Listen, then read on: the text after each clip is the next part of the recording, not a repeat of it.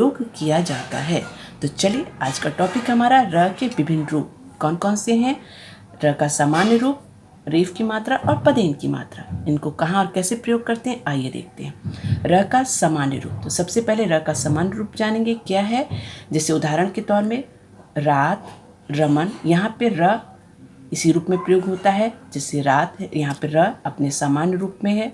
रमन, रानी, डरना, तैरना, शेर, ये क्या है, ये शब्द ऐसे हैं जहाँ पे र अपने सामान्य रूप में, जिससे आप लोग भली भांति परिचित हैं।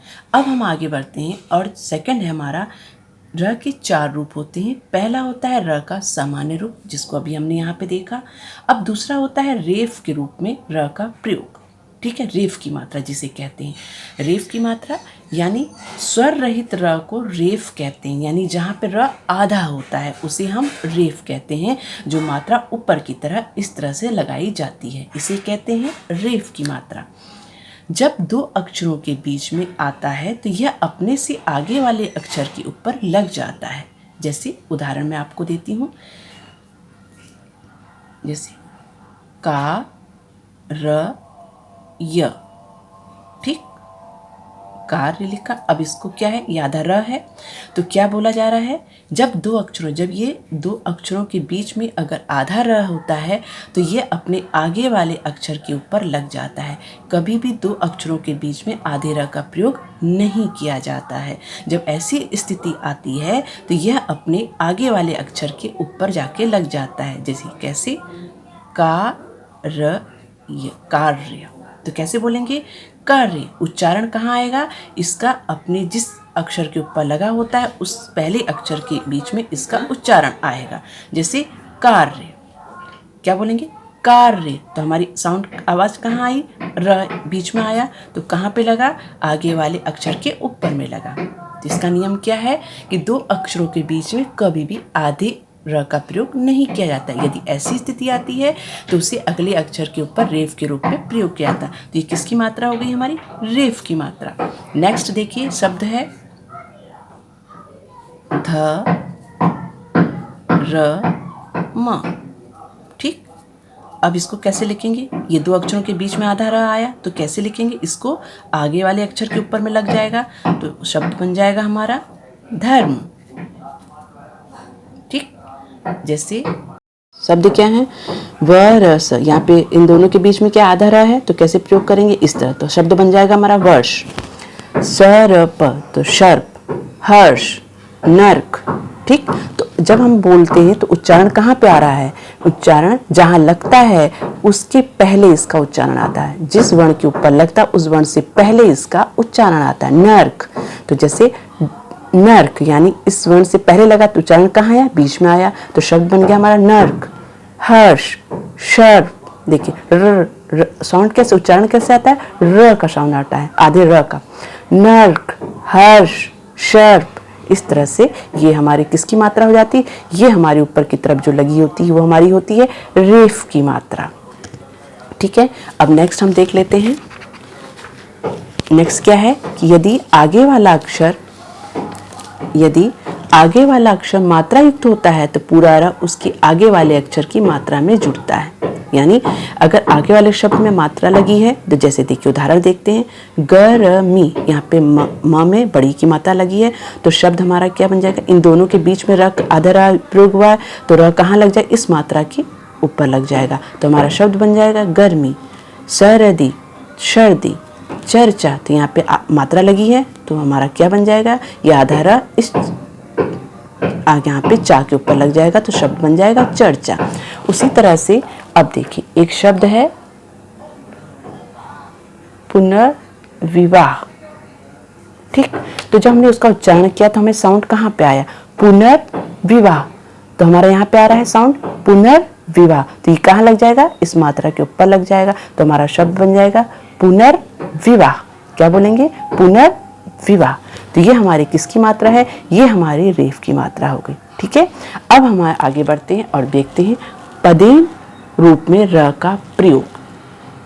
पदेन रूप में यानी पद का मतलब होता है पैरों में, यानी कोई भी व्यंजन बिना स्वर का हो और उसके बाद स्वर रहित र का प्रयोग किया जाता है, तब उस रूप को पदेन रूप में अक्षर के नीचे लगाया जाता है। यहाँ पे क्या है, र से पहले यदि स्वर रहित व्यंजन आए तो र उस व्यंजन के पैर में लग जाता है।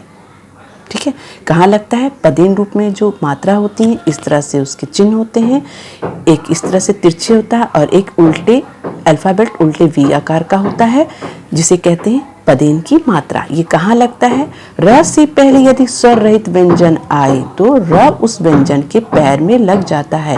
यहाँ र क्या होता है, र यहाँ पूरा होता है, रेफ में र आधा होता है और पदेन में र पूरा होता है। और कहाँ लगता है, उससे पहले अगर स्वर रहित व्यंजन आए तो उसके पैरों में लग जाता है। जैसे देखते हैं, जैसे दिखाया है, ग्रह, ये हमारा क्या है, स्टैंडिंग लाइन है। ये क्या है, पाई वाले व्यंजन है तो इनके नीचे लग जाएगा ग्रह, क्रम, चक्र। और दूसरा आता है, एक होता है हमारा जो गोलाकार व्यंजनों के साथ इस तरह के उल्टे वी आकार का प्रयोग होता है, र का प्रयोग होता है। जैसे ड्रम, गोलाकार व्यंजन यानी जो इस तरह के होते हैं, जैसे ड, ट, ढ, इनमें इस तरह के र का प्रयोग किया जाता है। आइए इसको उदाहरण के द्वारा मैं आपको समझाती हूँ। जैसे एक मात्रा इस तरह से लगती है, ये कैसा कहाँ लगती है, ये पाई वाले व्यंजनों के साथ इस तरह की मात्रा का प्रयोग किया जाता है। पाई वाले व्यंजन यानी इस तरह के व्यंजन। देखिए, आइए देखते हैं क्या है कि वर्ण के पैरों में लगाई जाती है ये मात्रा, इसलिए इसको हम पदेन की मात्रा कहते हैं। जैसे आधा प और ये र, ये पूरा र है, ये आधा प है। यदि स्वर रहित व्यंजन के बाद पूरा र आता है तो र इसके पैरों में लग जाता है, तो हमारा शब्द बन जाएगा प्र। ठीक, उसी तरह ग, ये हमारा आधा ग है और ये पूरा र है। ठीक, तो कैसे हो जाएगा, ये र कहाँ लग जाएगा, ये आधा ग है, ये पूरा र है। तो क्या बोला है, जहाँ पे यदि स्वर रहित व्यंजन कोई बिना स्वर का हो, यदि कोई भी व्यंजन बिना स्वर का हो और उसके बाद स्वर रहित व्यंजन हो यानी पूरा र हो, तो वो र इस व्यंजन के नीचे लग जाएगा। तो कैसे बन जाएगा शब्द ग्र। उच्चारण कैसे हो जाएगा, प्र ग्र। तो हमारा शब्द बन जाएगा प्रश्न ग्रह। ठीक, जैसे अब ये हमारा शब्द, एक शब्द बताते हैं च, ये आधा क और र। ठीक, इस तरह से शब्द है, तो हम कहाँ पे लगाएंगे, चक्र। ये र पूरा है, ये आधा व्यंजन है और ये पूरा र है, तो ये कहाँ लगेगा, इस व्यंजन के नीचे, यानी खड़ी पाई, यानी इस तरह को, इसको क्या बोलते हैं, खड़ी पाई वाले व्यंजन। तो उसके नीचे ये वाले पदेन की मात्रा का प्रयोग किया जाएगा।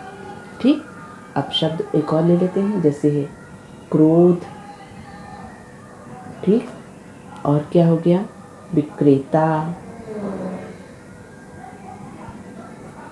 जैसे क्रोध, विक्रेता, चक्र, क्रिसमस, प्रसून, क्रम, उम्र, जागृत, ग्राम। ये कौन से शब्द हैं, ये पदेन की मात्रा है जो खड़ी पाई में लगते हैं। ठीक है, अब खड़ी पाई वाले व्यंजनों में लगाई जाती है वो इस तरह की मात्रा होती हैं। अब नेक्स्ट है हमारा पदेन के जो उल्टे वी आकार के रूप में र का प्रयोग, यानी इस तरह की मात्रा लगाई जाती है। जो कहाँ लगाई जाती है, जो गोलाकार व्यंजनों के नीचे लगाई जाती है। गोलाकार व्यंजन यानी जो नीचे से गोल होते हैं, इनकी पहचान ये होती है, जो नीचे से गोल होते हैं उनमें इस तरह के र की प्रयोग मात्रा का प्रयोग किया जाता है। जैसे शब्द होते हैं drum, driver, dress, truck, drama, राष्ट्र, क्या है, ट है, इनके नीचे क्या लगी, इस तरह की मात्रा का प्रयोग किया जाता है। राष्ट्रीय। तो ये हमारे कौन से शब्द हो गए, ये हमारे पदेन की मात्रा के रूप हो गए। दो रूप हैं, एक खड़ी पाई वाले व्यंजनों में लगाई जाने वाली मात्रा और एक है गोलाकार व्यंजनों में लगाई जाने वाली र का प्रयोग। ठीक है, तो आई होप कि आप सबको अच्छे से समझ में आ गया होगा कि र के विभिन्न रूप हैं। कितने रूप हैं, 4 रूप होते हैं। एक है सामान्य रूप, दूसरा रेफ की मात्रा जो ऊपर की तरफ लगी होती है, और पदेन की मात्रा जो व्यंजनों के पैरों में लगाई जाती है।